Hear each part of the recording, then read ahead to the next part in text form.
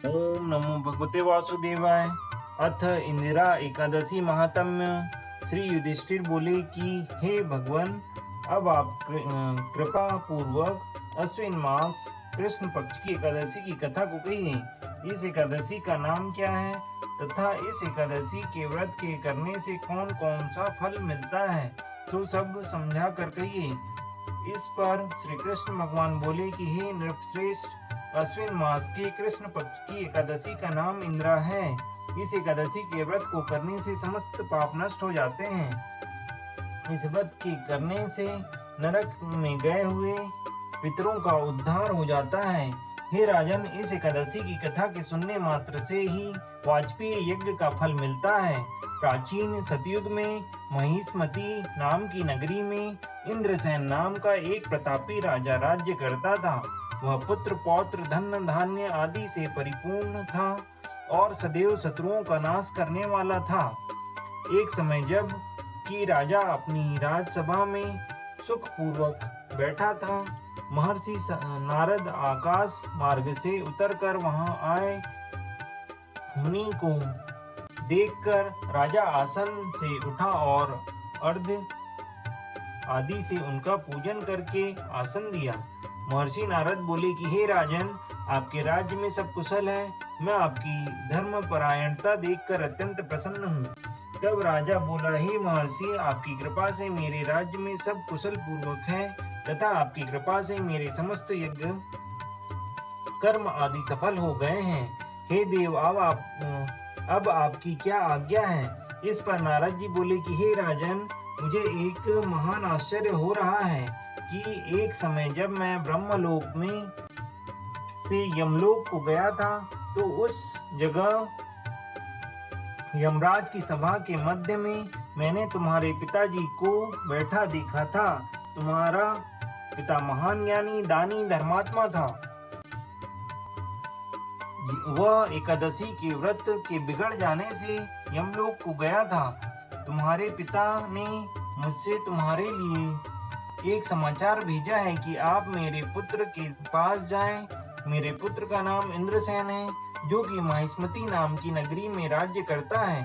मुझे किसी पूर्व जन्म के बुरे कर्म के कारण ही यह लोक मिला है।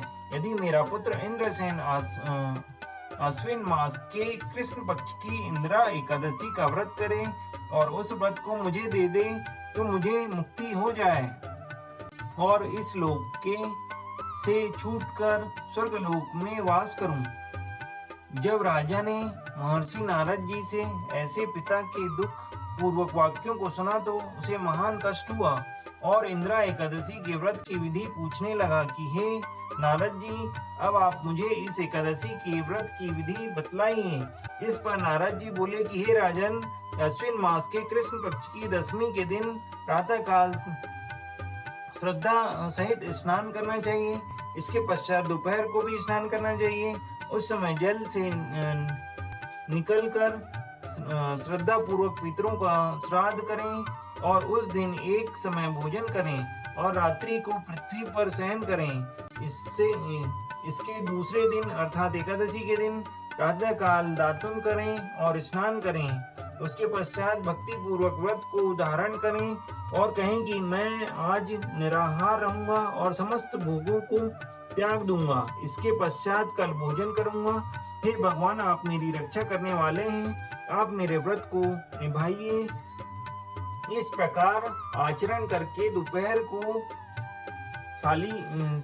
शालिग्राम की मूर्ति को स्थापित करें और उत्तम ब्राह्मण को बुलाकर भोजन करावें और दक्षिणा दें।